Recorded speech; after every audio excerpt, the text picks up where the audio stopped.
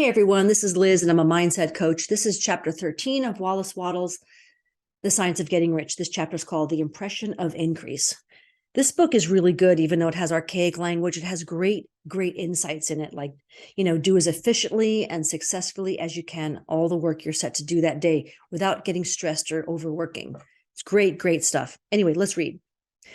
Whether you change your vocation or not, your actions for the present must be those pertaining to the business in which you are now engaged. This is so important. You can get into the business you want by making constructive use of the business you are already established in, by doing your daily work in a certain way. And insofar as your business consists in dealing with other people, whether personally or by letter, the key thought of all your efforts must be to convey to their minds the impression of increase. Increase is what all people are seeking. It is the urge of the formless intelligence within them, seeking fuller expression. The desire for increase is inherent in all nature. It is the fundamental impulse of the universe. All human activities are based on the desire for increase. People are seeking more food, more clothes, better shelter, more luxury, more beauty, more knowledge, more pleasure. Increase in something, basically more life. Every living thing is under this necessity for continuous advancement. Where increase of life ceases, dissolution and death set in at once. This is so true. This is like why people retire and then die. Man instinctively knows this, and hence he is forever seeking more. This law of perpetual increase is set forth by Jesus in the parable of the talents. Only those who gain more retain any.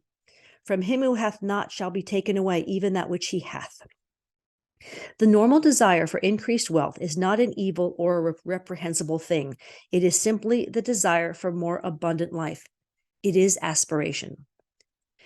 And because it is the deepest instinct of their natures, all men and women are attracted to him who can give them more of the means of life. In following the certain way as described in the foregoing pages, you are getting continuous increase for yourself, and you are giving it to all with whom you deal. You are a creative center from which increase is given off to all. Be sure of this and convey assurance to this fact to every man, woman, and child with whom you come in contact. No matter how small the transaction, even if it only be by selling of a stick of candy to a little child, put into it the thought of increase and make sure that the customer is impressed with the thought. Convey the impression of advancement with everything you do so that all people shall receive the impression that you are an advancing person and that you advance all who deal with you. Even to the people whom you meet in a social way, without any thought of business and to whom you do not try to sell anything, give the thought of increase. You can convey this impression by holding the unshakable faith that you yourself are in the way of increase, and by letting this faith inspire, fill, and permeate every action. Do everything that you do in the firm conviction that you are an advancing personality and that you are giving advancement to everybody. Feel that you are getting rich and that in so doing you are making others rich and conferring benefits on all. I'll say that again. Feel that you are getting rich and that in so doing you are making others rich and conferring benefits on all. Do not boast or brag of your success or talk about it unnecessarily. True faith is never boastful. Wherever you find a boastful person, you find one who is secretly doubtful and afraid. Simply feel the faith and let it work out in every transaction. Let every act and tone and look express the quiet assurance that you are getting rich and that you are already rich. Words will not be necessary to communicate this feeling to others. They will feel the sense of increase when in your presence and will be attracted to you again. You must so impress others that they will feel that in associating with you, they will get increase for themselves. See that you give them a use value greater than the cash value you are taking from them.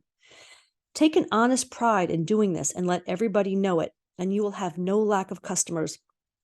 People will go where they are given increase, and the Supreme, which desires increase in all, and which knows all, will move toward you, men and women who have never heard of you. Your business will increase rapidly, and you will be surprised at the unexpected benefits which will come to you. And you will be able from day to day to make larger combinations, secure greater advantages, and to go on into a more congenial vocation if you desire to do so.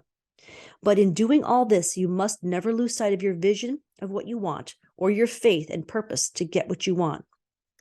Let me here give you another word of caution in regard to motives.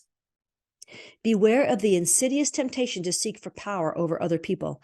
Nothing is so pleasant to the unformed or partially developed mind as the exercise of power or dominion over others. The desire to rule for selfish gratification has been the curse of the world. For countless ages, kings and lords have drenched the earth with blood in their battles to extend their dominions. This not to seek more life for all, but to get more power for themselves. Today, the main motive in the business and industrial world is the same. Men and women marshal their armies of dollars and lay waste the lives and hearts of millions in the same mad scramble for power over others. Commercial kings, like political kings, are inspired by the lust for power.